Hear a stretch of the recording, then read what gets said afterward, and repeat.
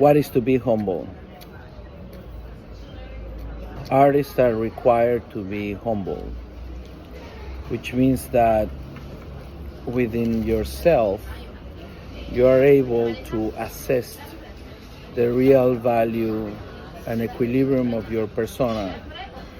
So humility is not necessarily when you put yourself down or you make yourself not be seen or you go under the radar even though you have accolades and things. That's a posture in life, that's a choice. But humility is the strict just value of yourself and your awareness. So what does that mean? That means that when you're humble, you're able to assess the reality, your virtues, your qualities, your faults, your lacks, your opportunities of improvement. And humility is really like the cornerstone of growth.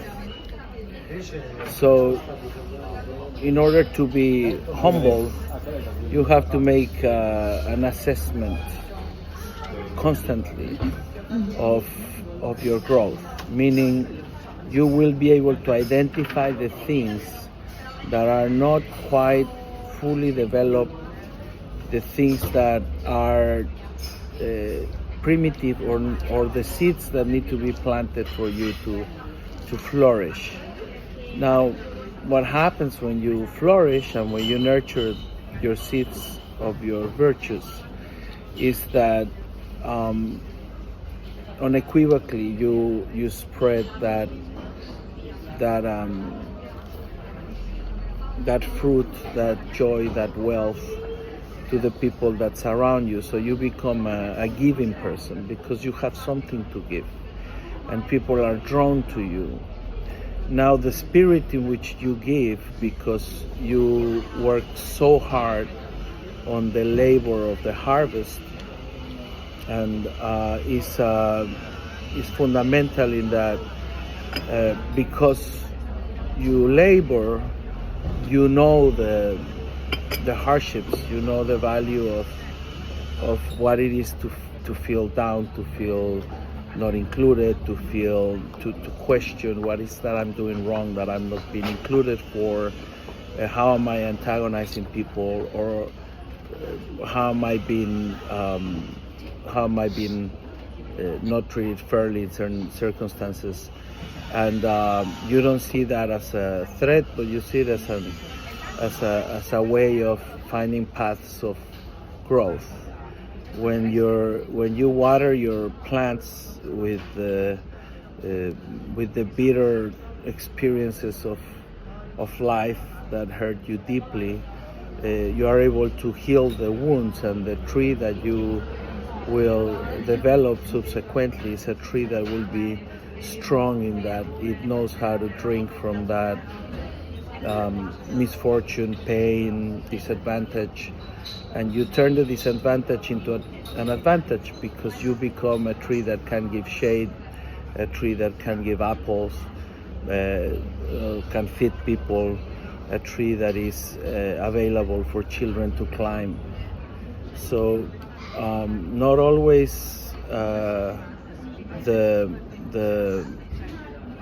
soil that stinks is necessarily a detractor.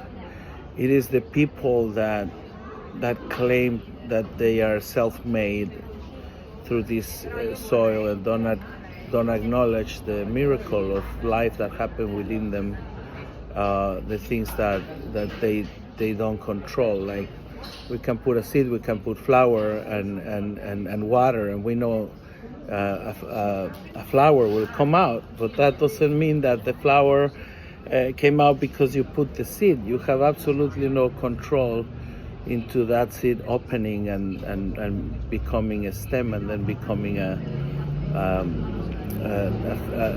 beautiful flower with colors.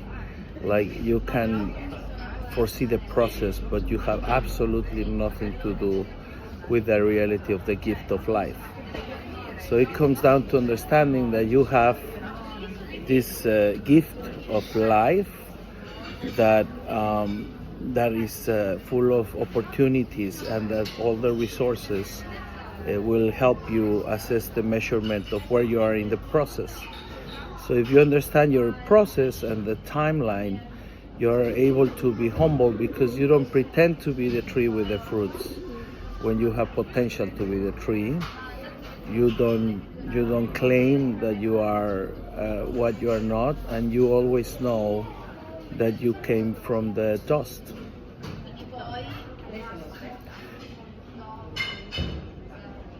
And to dust you shall return. To dust you shall return. Were you waiting for me to say it? Yes.